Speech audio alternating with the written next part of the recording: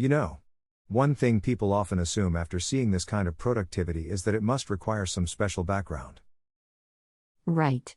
Like you have to be a programmer, or a designer, or already deeply technical. But what actually makes the difference isn't background. It's interaction habits. And those habits are learnable, which is the encouraging part. The biggest shift is realizing that AI collaboration is a practice, not a trick.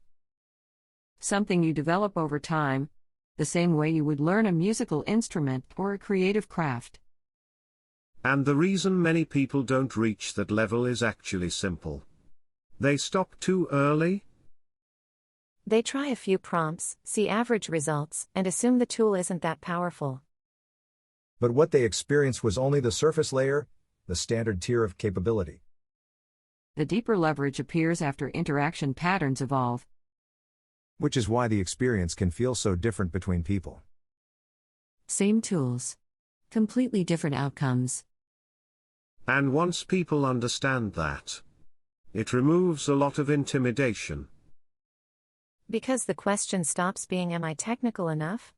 and becomes "How do I practice this?" There are specific patterns that accelerate learning dramatically. Simple behaviors that compound over time. And once people start using those patterns, progress becomes much faster. Which is when the excitement really begins. Because now you're not guessing anymore. You're building capability intentionally. And that's where the real transformation starts. So the next question becomes, what does that practice actually look like? And how can anyone start learning it right now? So at this point, the question isn't whether this kind of productivity exists. The question is whether you decide to step into it. Because nothing you've seen in this series depends on being unusually technical. It depends on understanding how to work with the tools differently. That's why the reports exist. The leverages elsewhere explains what's really happening beneath the surface. And the teachable system guide shows the habits that make it repeatable. Because this isn't talent. It's a practice. And like any practice, environment matters.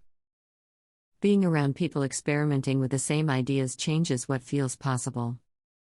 That's the purpose of the practice group. Not lectures. Not tutorials. Real experiments. Real projects. Real questions. The fastest way to learn this mindset is to watch it happen up close. And then try it yourself. With guidance nearby. Because the moment it clicks, it changes how you see your own potential. You stop thinking about what you can't do. And you start thinking about what you want to build. The tools crossed a threshold recently. Ideas that weren't feasible last year are feasible now. The window is open. The question is what you build in it.